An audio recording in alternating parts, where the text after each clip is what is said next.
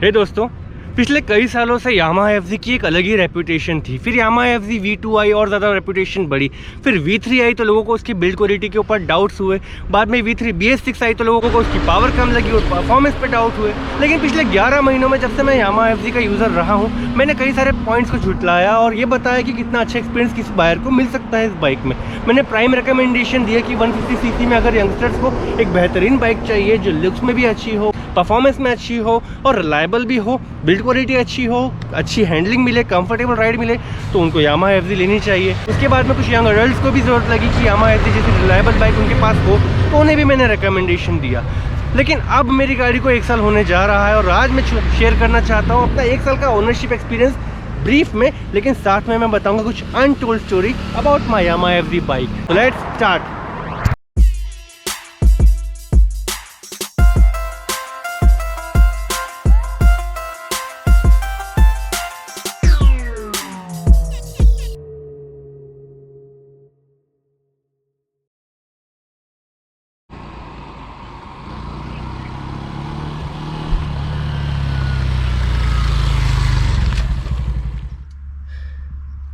अगर लाइफ में स्ट्रेस नहीं चाहिए, बहुत ज़्यादा रिलैक्स फील करना है, तो नेचर के करीब आ जाओ, नेचर से प्यार करो। और अगर आपको रेगुलरली ये काम करना पड़ रहा है तो बेहतर होगा कि एक रिलायबल गाड़ी साथ में ले आओ।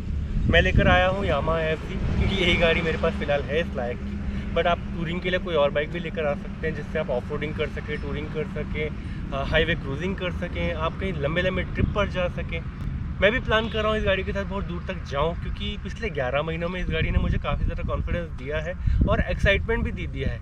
सबसे बड़ी बात यह है कि मैं कभी बाइक एंथुसियास्ट था ही नहीं। मेरे पास हीरो ग्लैमर थी, 4-5 साल मैंने उस गाड़ी को यूज़ किया, लेकिन मुझे बाइक राइडिंग में कुछ खास इंटरेस्ट था नहीं। मैं बस ये चाहता था कि जब मैं अच्छी अर्निंग्स करने लगूँ, कुछ बन जाऊँ, तो मैं एक अच्छी कार खरीदूंगा और उसी में घूमूंगा।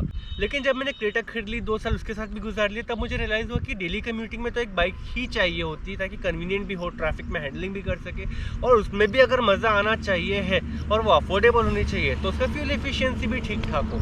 अब डेली कम्यूटिंग में अगर मज़ा भी करना है तो 200-250 सीसी की बाइक से भी मज़ा आ सकता है, लेकिन देन माइलेज की बात आती है। रोज़ नहीं चला पाएंगे अगर माइलेज कम होगा तो। एवरीबडी नोज़ कि शुरू का 1-2 महीना निकल जाएगा, पेट्रोल डालते हम इतना थक जाएंगे कि हम सोचेंगे यार ये वाली बाइक निकालने से अच्छा तो मेरी ग्लैमर अच्छी है, कम से कम 60-70 का एवरेज तो देती है। लेकिन फिर बात आती है कि ऐसी बाइक हो 150cc वाली जो माइलेज भी ठीक ठाक दे, कम्यूटिंग भी अच्छी करे और राइड एंड हैंडलिंग भी अच्छी दे। बाइक मैन्युफैक्चरर्स ने एक काम अच्छा ये किया कि 150cc बाइक्स में भी 200 और 250cc जैसे फीचर्स दे दिए। For example front disc brakes के साथ में ABS, जो कि गवर्नमेंट ने लॉ ही बनाया हुआ है तो देना ही था।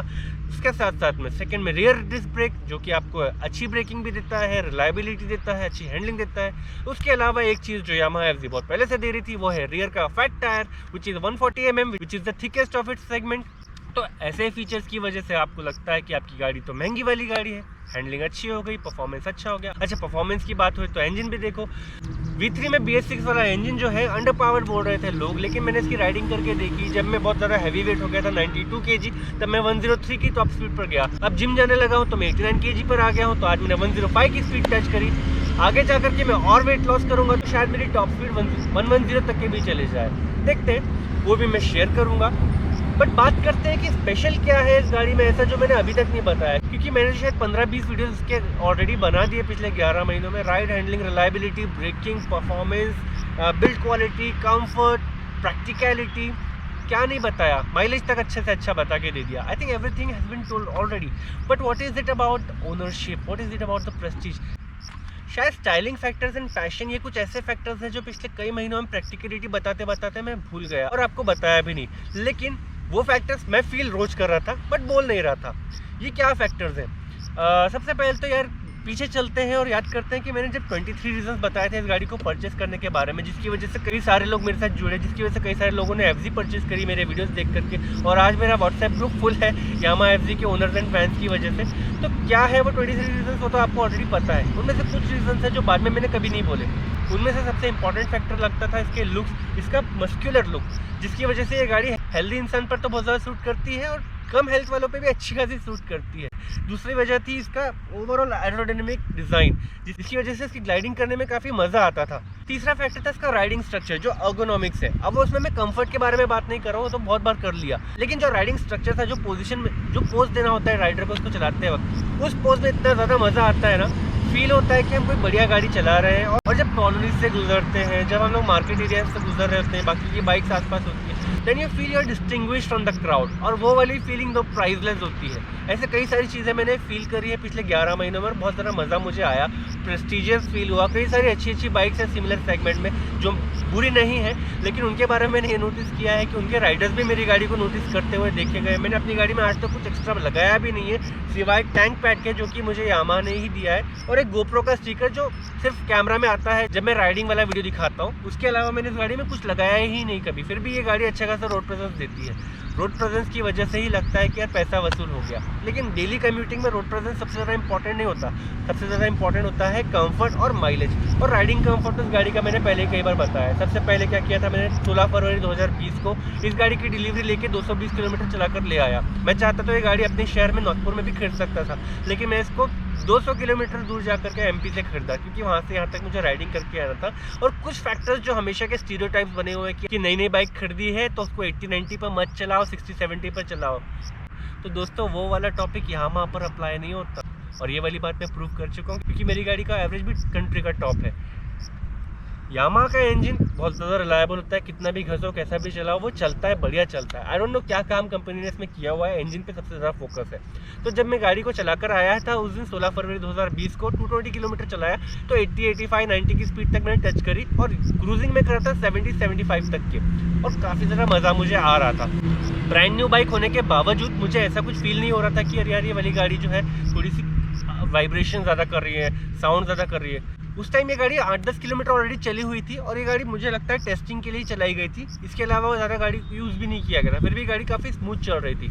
मुझे शुरू से ही शिकायत नहीं आई, लेकिन कुछ लोग मेरे भाई बंधु कमेंट करके बताते हैं कि उनकी गाड़ी ब्रांड न्यू है और शुरू में थोड़ी सी तकलीफें दे रही है, तो दूसरे ओनर्स सजेस्ट करते हैं कि यार आपकी गाड़ी ब्रांड न्यू है, फर्स्ट सर्विस के बाद ठीक हो जाएगी। तो आई थिंक ये रेयरली नोटिसेबल चीज़ें हैं, और कुछ ही एफजी ओनर्स को नई नई बाइक वाला वो फील आ रहा होगा कि यार गाड़ी थोड़ी सी स्मूथ नहीं चल रही, फर्स्ट सर्विस के बाद ठीक हो जाएगी। But I want to tell you one thing, do not worry, आपकी गाड़ी बेहतरीन है, बेहतरीन चलेगी और बेहतरीन ही रहेगी। आप ज़्यादा चिंता मत करो, दिल खोलकर चलाओ, एंजॉय करो, कुछ ज़्यादा इसके बारे में टेंशन लेने की भी ज़रूरत नहीं है। और मैंने शुरू में इतनी स्पीड पर इसको चलाने के बाद में इंजन की चिंता बिल्कुल नहीं करी। मुझे एवरेज के बारे में कोई ऐसा लगा नहीं कि यार आगे चल के मेरी गाड़ी का इंजन परफॉर्मेंस डाउन हो जाएगा, एवरेज नहीं आएगा। इंजन परफॉर्मेंस भी अच्छा है, मैंने गियर रेशियो वाले वीडियो में बताया। और माइलेज के बारे में क्या बात करना, पहले मुझे 71 kmpl का माइलेज मिल गया, उसके बाद में मुझे 79 kmpl का माइलेज मिल गया। हाँ, मैंने अचीव नहीं किया, मेरे डैड ने अचीव किया, बट मिला तो इसी बाइक पे है। और मेरा अगर खुद का ड्राइविंग का माइलेज देखे तो मुझे सबसे ज़्यादा 55 का माइलेज मिल चुका है अभी तक, which is also very good for a 150cc naked sports bike. इसके अलावा एक और स्टीरियोटाइप है जो बाइक्स पे ज़्यादातर बाइक्स में अप्लाई होता है और उसमें नहीं अप्लाई हो रहा, वो है कि सुबह सुबह गाड़ी चालू करते हो तो चालू करने के बाद थोड़ी देर उसको रहने दो, उसके बाद में थोड़ा सा रेव करो, फिर जा करके गियर लगा के आगे बढ़ाओ। कभी कभी मैं वो चीज़ भी नहीं करता क्योंकि मुझे जल्दी होती है, बट उसके बावजूद मेरी गाड़ी का इंजन कभी भी ये नहीं बोलता कि भैया रुक जा, मैं तैयार नहीं हूँ। ऐसा कभी नहीं होता। मेरी गाड़ी का इंजन सुबह चालू करते बराबर तैयार है, बोलता है जहाँ जाना ले जाओ। और वो वाला कॉन्फिडेंस देती है अगर कोई बाइक, तो उसको बोलते हैं पैसा वसूल, उसको बोलते हैं रिलायबिलिटी, उसको बोलते हैं true trust factor, which is the thing which I got from Yamaha. ये वजह है कि रिव्यूअर होने के बावजूद मैं किसी एक बाइक पर अटक गया और वही बाइक सबसे ज़्यादा लोगों को रेकमेंड कर रहा हूँ। मैंने बहुत ज़्यादा रिसर्च करने के बाद ही बाइक चूज़ करी, इसलिए इतनी बड़ी कम्युनिटी बनाई, इसलिए इतनी बड़ी प्लेलिस्ट बनाई किसी एक गाड़ी के बारे में। अगर कोई बाइक मुझे गलती से मिल गई है, अच्छी लग रही है और अच्छी है, और लोग मुझे वही घिसे पीटे सवाल पूछ रहे हैं, अच्छा एवरेज चाहिए, अच्छी रिलायबिलिटी चाहिए, लॉन्ग टर्म चाहिए, कंफर्टेबल चाहिए, तो फिर मैं वही बाइक बताऊँगा ना जो सारे एक्सपेक्टेशंस पर खरी उतर रही है। इसलिए मैं यामाहा एफजी बहुत ज़्यादा रिकमेंड करता आया लोगों को। आज सुबह भी मैं जब गाड़ी चला करके आ रहा था तो विंटर का सीज़न होने के बावजूद सुबह सुबह चालू करने के बाद भी गाड़ी काफ़ी हैप्पी फील कर रही थी। मैं इसको राइड करने के लिए निकला, कॉलोनी होते हुए हाईवे पर गया, हाईवे पर इसको भगाने लगा और ऐसा लग रहा था कि गाड़ी बस प्रिपेयर्ड है, ऑलवेज प्रिपेयर्ड है। बहुत हैप्पी फील कर रहा था इसका इंजन और स्मूथली एक्सेलरेट कर रहा था। ऐसा लगा ही नहीं कि बहुत टाइम बाद हम हाईवे पर आए हैं, इसको इसके इंजन को गर्म करने की जरूरत है, बहुत टाइम बाद आए हैं तो थोड़ा धीरे धीरे करके एक्सेलरेट करें, कुछ नहीं। 150cc की बाइक है फिर भी परफॉर्मेंस बाइक जैसा बिहेव करती है। फटाफट एक्सेलरेट करो, लेफ्ट करो, भगाते रहो, ट्रैफिक कटिंग करो, it's so much confidence. In fact आज तो मैंने ट्रैफिक में इसको जिस तरह से चलाया, 5-6 महीने पहले मैं उतने कॉन्फिडेंस से चलाता ही नहीं था क्योंकि मैं नया फील कर रहा था इस बाइक के साथ में। बट अब मैं काफ़ी ज़्यादा कॉन्फिडेंट हूँ, मैं इस गाड़ी को लेकर के कैसे भी चला सकता हूँ ट्रैफिक में और मुझे बहुत मज़ा आता है। ये गाड़ी सच में बहुत ज़्यादा अच्छी साबित हुई है। I would definitely say that again. And I would definitely say that again कि यार ये वाली गाड़ी लेकर के मैं बहुत ज़्यादा खुश हूँ, बहुत सेटिस्फाइड हूँ। और अभी 11 महीने होने के बावजूद भी ऐसा फील होता है कि ये गाड़ी एकदम ब्रांड न्यू है, क्योंकि वो परफॉर्म भी वैसा करती है। आज थोड़ी सी डर्टी है क्योंकि मैं इसको वॉशिंग वगैरह कराने के लिए बाद में ले जाऊँगा, अभी ऑफ रोडिंग के लिए आया था, इसलिए अभी मैंने इसको क्लीन नहीं किया। और जब भी मैं इसको क्लीन अप करता हूँ एकदम ब्रांड न्यू जैसी चमकती है, which is the thing I love about my Yamaha FZ, which is metallic black. I also call it the glossy black. मेरी सेकंड बेस्ट चॉइस है ग्लॉसी रेड कलर की Yamaha FG S bike, वो भी बहुत ज़्यादा खूबसूरत लगती है। और एफजीएंस को भी वो वाला कलर बहुत पसंद है। ये एफजीएंस क्या है? एफजीएंस नाम है हमारे व्हाट्सएप ग्रुप का, जिसमें सारे के सारे यामा एफजी के ओनर्स एंड लवर्स हैं। और अगर आप भी जुड़ जाना चाहते हो हमारे ग्रुप में तो, और क्लियर करना चाहते हो अपने सारे डाउट्स और शेयर करना चाहते हो आपका बेहतरीन एक्सपीरियंस आपकी यामा एफजी के साथ, तो आप भी जुड़ सकते हो हमारे साथ। लेकिन यामा एफजी का हमारा व्हाट्सएप ग्रुप ऑलरेडी फुल हो चुका है, तो उसमें और ज़्यादा इंक्रीज पॉसिबल नहीं हो पा रही, इसलिए टेलीग्राम ग्रुप भी स्टार्ट किया, उसकी लिंक मैंने डिस्क्रिप्शन पे दे दी है। उस ग्रुप में आ जाइए, हम वहाँ पर भी डिस्कशन कर सकते हैं, और वहाँ पे तो कोई लिमिट भी इतनी ज़्यादा नहीं है कि आप लोगों के लिए जगह ना हो। तो मैं इंतज़ार कर रहा हूँ आपका उस ग्रुप में जुड़ जाने के लिए। जल्दी से उस ग्रुप में आ जाइए और डिस्कस करते हैं अपने टॉपिक को। तब तक मैं आपसे लूँगा अलविदा और तैयारी करूँगा अपने अगले यामा एफजी वीडियो की। Thank you for watching this video, and until next video, goodbye and drive safe. The sense of pride that I get from a Yamaha FZ is eternal. But then it also makes me a sportier person, and I love the feeling I can never forget.